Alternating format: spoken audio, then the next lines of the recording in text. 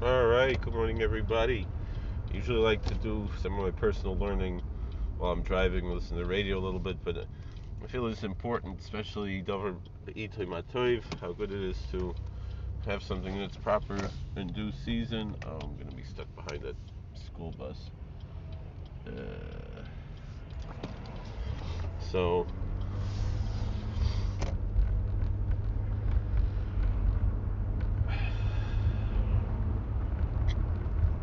this week is Parshas reeh. So we'll talk about a little bit Parshas reeh.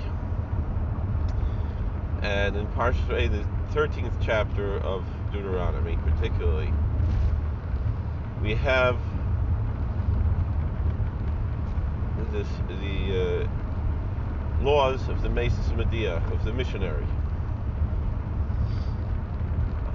Someone who tries to entice someone to abandon our faith and embrace another religion. And not only that, but the law of the false prophet, of the Navi Sheker. So it's worthwhile for us to talk about these things. The translation they have here, I don't really need the translation, but I'm here because on Sefaria, because I want to maybe have some kick in Abyssal and Rashi, and some of the other Mefarshim while we're learning this. But really the words, they speak for themselves, but it's always worthwhile, if we're pious Jews, to have that connection to Torah Sheba'al Peh, and to recognize that Torah Sheba'al can never be separated from Torah Sheba'al Peh. And so that's why, even though I have another app that I like to use that just has the text of the scripture itself, I picked this one so we can look at the Mefarshim also.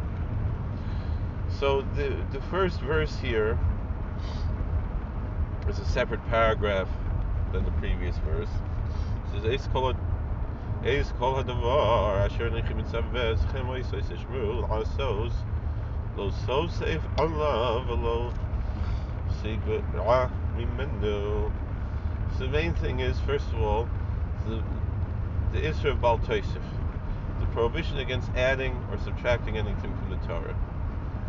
And this is directly connected to the next paragraph that discusses the laws of the false prophet. Because God gave us the mitzvahs. We know what the mitzvahs are. We don't need to add anything to it, even if we think that we're going to do more.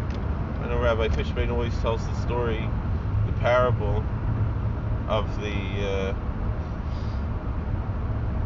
from the Dubner Maggid, the mashal, that he says that there was someone, he wanted to borrow a little pot, to cook in, and when, or actually it was a big pot to cook in, he wanted to borrow, and then so his neighbor lent him the pot to cook in. So then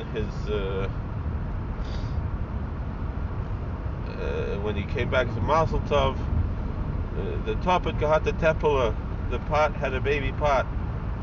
So he gave him a big pot and a little pot, 2 pots.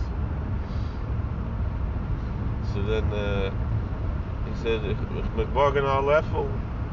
could I borrow a spoon? Need a big spoon, a ladle, something. Gave it to him. When he brought it back Mazel Tov, the lefla got the lefla.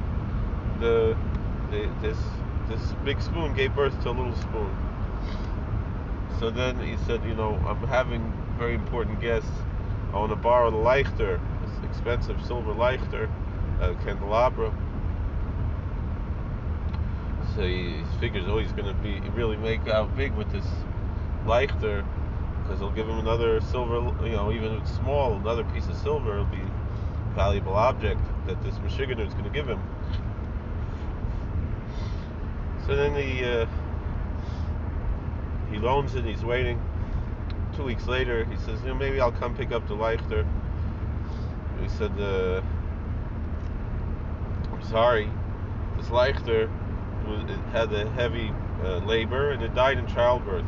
I said, you Meshuggah, what do you mean? Never heard of such a thing. I said, wait, if a lefel can have a lefla, a tepel can have a tepela, the leichter could die in childbirth. So, from this we learn that when you add, you're subtracting. Kol ha-moisef gareya. Adding is also subtracting. When you have something that's perfect, when you add something to it, you're taking away from it. And the Torah is perfect. Torah is Hashem Tamima. So, meaning to say, examples that Chazal give. We have Tefillin. It has 4 compartments, 4 paragraphs from Scripture, from the Torah, from the Bible, 2 from Exodus, 2 from Deuteronomy, and we put it inside and we wear it on the Tefillin. So we said, what if you say, I want to add a 5th paragraph? You can't do that. We have 4 species on the lulav. So I want to add a 5th species. No, you can't do that. Kol ha-moisef gareya. If you add to something that's perfect, you're taking away from it. And that's why even when we hold the lulav, the holder is made out of a lulav, right?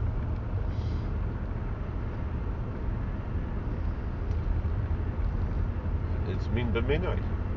So you're not holding a different species.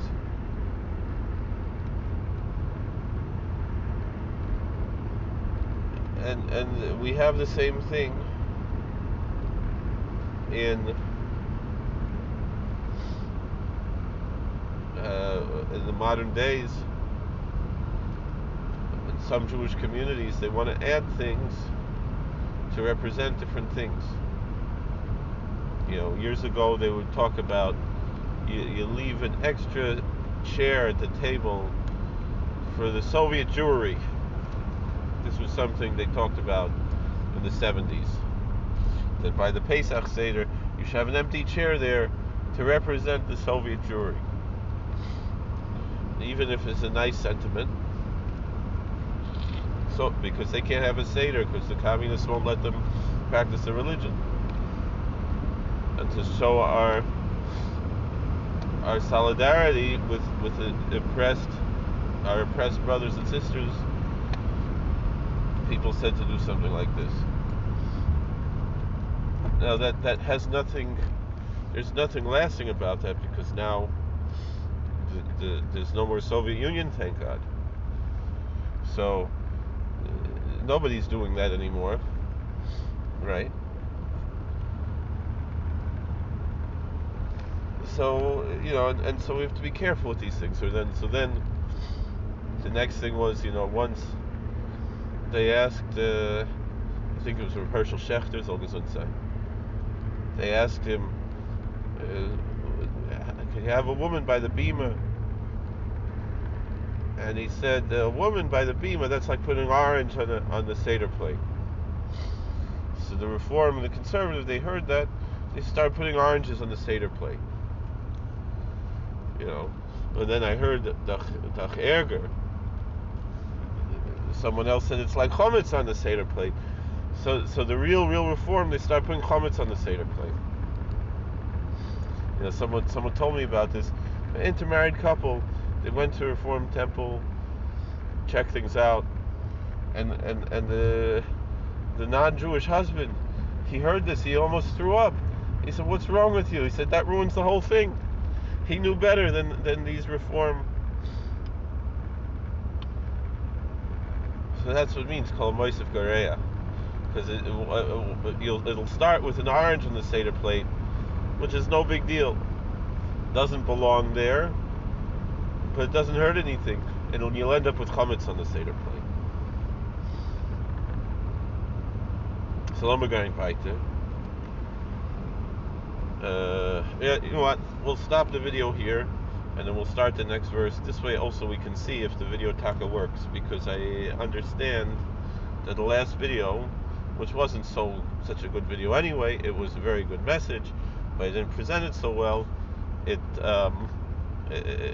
Someone told me that this guy's also clergy, because what's he doing? He's stopping the whole thing here, all the traffic, and he has on this thing clergy, and here I have on the thing clergy, but I'm not stopping the traffic, at least not now. I don't know what's going to be later, so I hope I'm not. Please, please God, make sure I'm not stopping any traffic. I want to get to work already. So thank you for watching. God bless. Please like, share, and subscribe, comment. We'll see you later. All right, let's